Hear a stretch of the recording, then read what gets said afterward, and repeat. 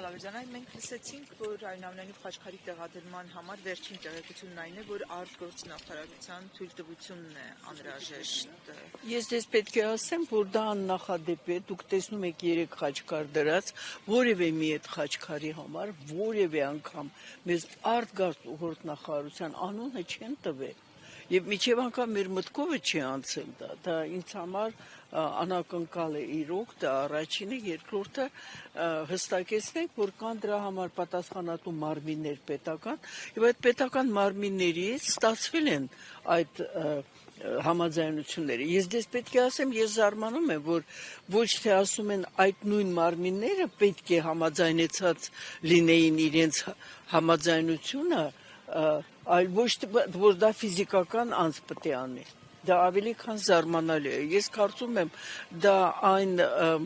ինչպես ասեմ, մարդու արժանապատվությունը նսեմացնող ոչ թե մեր, այլ են հենց այդպիսի ասողների արժանապատվությունը նսեմացնող հայտարարություն է դա։ Ես էլի եմ ասում, հայտնի է, որ եթե պետական մարմինը պետք է տա համաձայնություն,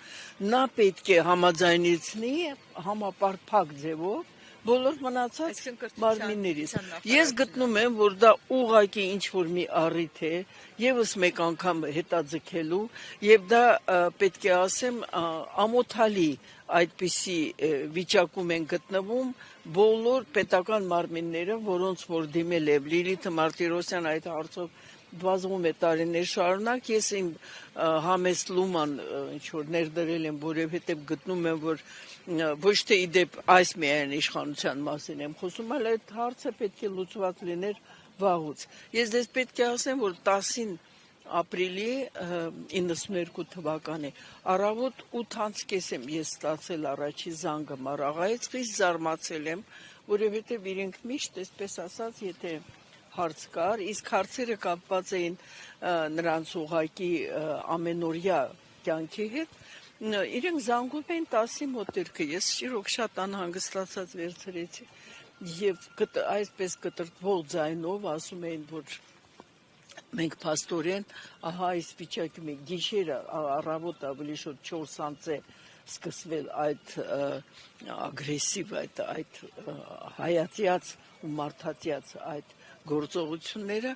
եւ փաստորեն զանգողը արդեն ասել է, որ փաստորեն մենք դուրս ենք գալիս եւ նրանք ովքեր որ գյուղի մեջտեղից մի քիչ հեռու էին, դրանցից են զանգել, որովհետեւ նրանք ովքեր որ դուրս են գալիս, ասել են անպայման կզանգեք Տիկին Ալավերձյանի, ավելի շուտ իրանք ասում են ասատուրովնայի եւ այդպես ես ստացել եմ զանգը։ Ճիշտն ասած, հենց այդ օրվանից մենք զբաղվել ենք վերին աստիճանի մանրամասն։ Ես դες պետք է ասեմ, որ Մարաղայի հարցով մենք փաթեթ ենք կազմել, մենք ասած ընդդեմ իրավական կամայականության հասարակական կազմակերպությունը, որը ուղարկել ենք ՄԱԿ-ի մարդու իրավունքների հանձնաժողով։ Այդ ժամանակ դեռ այդ խորհուրդ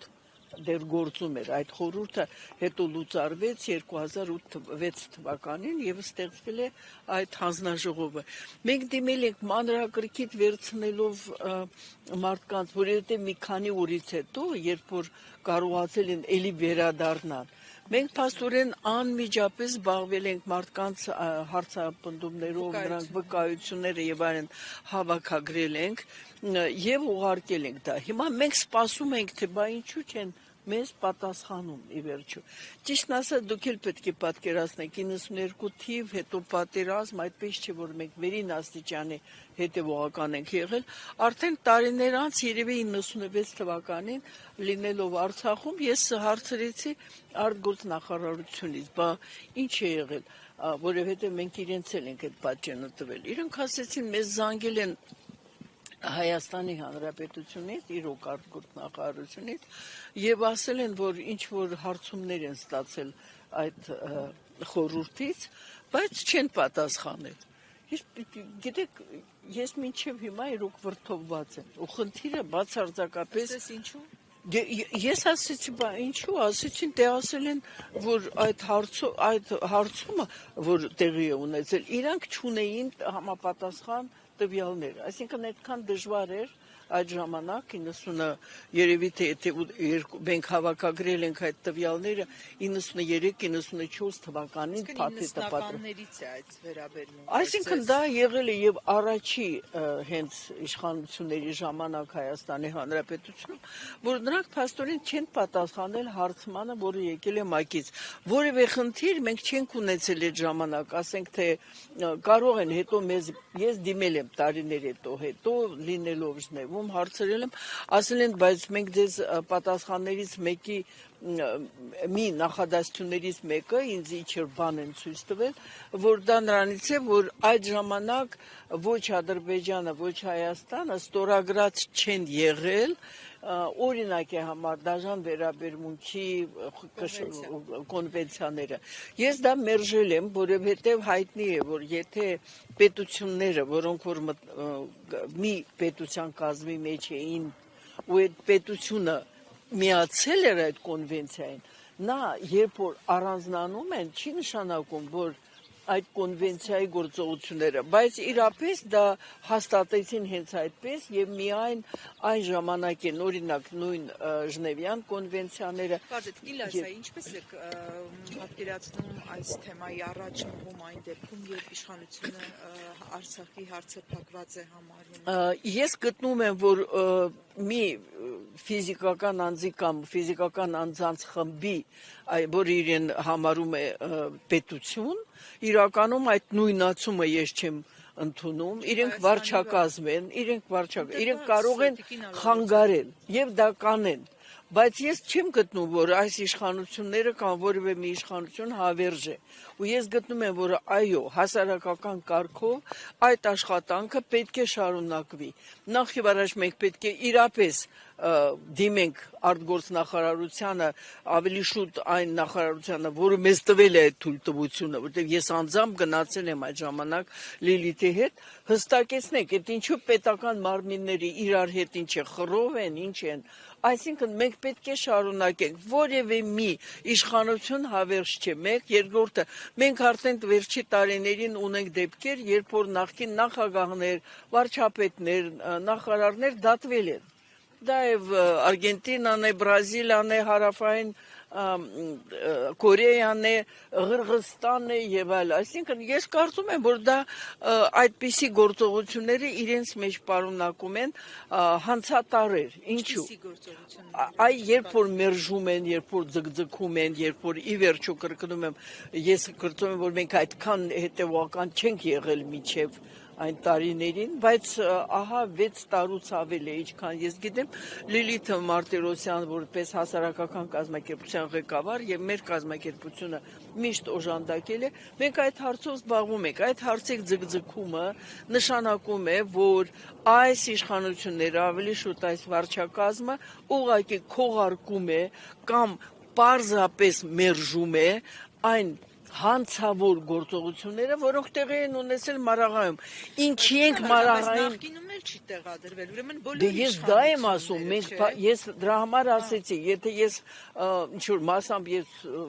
հենց ասեցի առաջի իշխանություններից է գնացել, հետագայում ես ինձ էլ եմ կշտամբում, որ մենք հետևողական պատշաճ չենք եղել, բայց այս դեպքում հետևողականությունը նախանձելի ձևով է իրականացվել, ու ես գտնում եմ, որ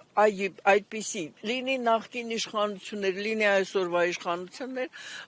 այդպիսի գործողությունները միայն մի բան են նշանակում, որ նրանք ուզում են կամ քողարկել այդ հանցագործությունը, որը տեղի է ունեցել Ադրբեջանի կողմից, եւ երկրորդը ուզում են մերժել այն ցեղասպանական բնույթի գործողությունները, որը անընդհատ իրականացնում է Ադրբեջանը։ Իդեպ ճիշտ ժամանակին է հիմա ասել, որ միայն մեր կազմակերպությունը չէ, այլ դա հայտնի բան է, որ եթե չի պատժվում որևէ հանցագործություն, այն էլ ցեղասպանական բնույթի, ուզում եք էթնիկ զտում, ասեք ինչու, միշտ նա կրկնվում է շատ ավելի դաժան ու ավելի ծավալ, մեծ ծավալով։ Տիկին Ալավերդյան, չեք կարծում, որ այս վերջերս Գիրք նվիրելու համար գործից հանում են Ցեղասպանության թանգարանի տնօրենին, ինչի պետք է տեղադրեն խաչքարը, եթե այն ցեղասպանության մասին է, Նայեք, ես պետք է հստակեցնեմ, սիրելիներս, եթե մենք նայում ենք պատմական առումով, այդ ինչ է, հոլոկոստի մասին բոլորը լռում են, ճանաչել են, ճիշտ է, եւ դրանից հետո այն ներողությունն է, այն գործողություններն են, փոխհատուցումն է եւ այլն դա տեղի է ունենում եւ իրար հետ շատ լավ հարաբերությունների մեջ են Գերմանիան եւ Իսրայելը։ Ես դրա համար մերժում եմ այդ կներեք տնավարի այդպիսի վերաբերմունքին։ Որևէ մեկը չի ասում, որ եթե դա տեղի է ունեցել, պետք չէ խաղաղություն հաստատել նույն Ադրբեջանի հետ։ Բացարձակապես դա էտիչ պրիմիտիվ տրամաբանություն է։ Այսինքն չի փչացնում խաղաղության։ Չբացարձակապես կրկնում եմ, հակառակը այդպիսի ճանաչումը Հայաստանի կողմից, այդպիսի ճանաչում, բա ինչի Ալիևը հնարածին որևէ դեպքերով շուրջ նա պահանջում է ճանաչել արդեն այսպես հերթական Ադրբեջանի հանցագործությունը Խոջալուի, որ ասում են Աղդամի մերձակայքում թուրք մեսխետների դեմ, որը նա ուզում է վերագրի Հայաստանին ու հայերին, ինչու է նա հիմա պահանջում է ու այդ հարցը բարձրացնում ՄԱԿ-ում։ Հակառակը նա գտնում է, եթե դա ապացուցվի եւ այլն, դա միայն մեր անցյալի այդ բոլոր սխալների ընդունումով